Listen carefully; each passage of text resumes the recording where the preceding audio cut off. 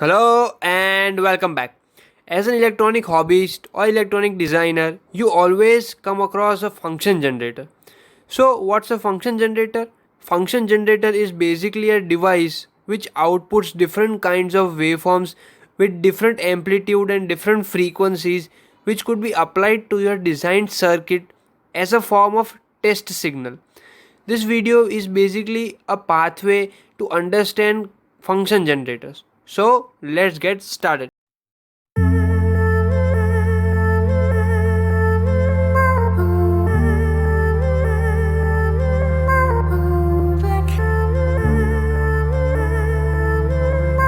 So there's an LED display which displays the frequency and the type of wave.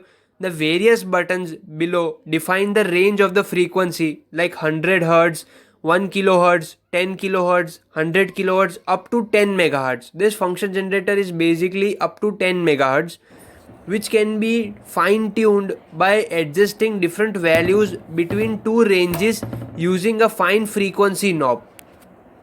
There is a symmetry knob on the function generator which adjusts the symmetry of the signal. For example, let's take a square wave.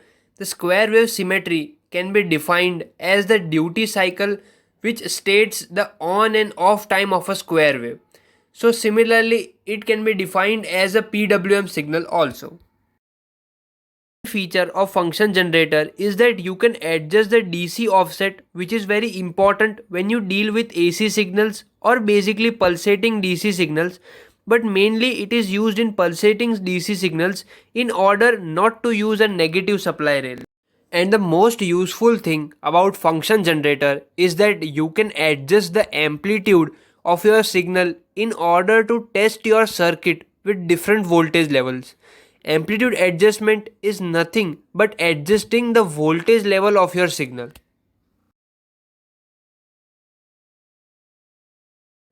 Now first let's see the sine wave on the oscilloscope generated by the function generator of various frequencies, a wide range of frequencies from 1 Hz to 10 MHz. But there is also one problem. At 10 MHz, the signal or the waveform gets attenuated and its amplitude shrinks due to some attenuation factor of the function generator. The oscilloscope is about 100 MHz, but the limitation comes in the function generator. Let's head on towards the square wave, which is one of the most important waveform in digital electronics as well as signal processing and the PWM control. Square wave is nothing but a bunch of highs and lows. It is very useful in every part of electronics and it is the heart of electronics. But the same thing that happens in sine wave happens in the square wave. The signal at higher frequency catches some noise due to the inefficiency of function generator or the bad quality of coaxial cables used to connect the function generator to the oscilloscope. And the last type of the wave is the triangular wave, which is also important, but the main applications include sampling circuits, thyristor triggering circuits, frequency generators and tone generators.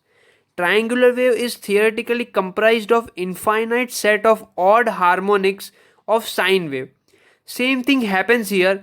10 MHz frequency, the amplitude gets attenuated and the signal catches noise.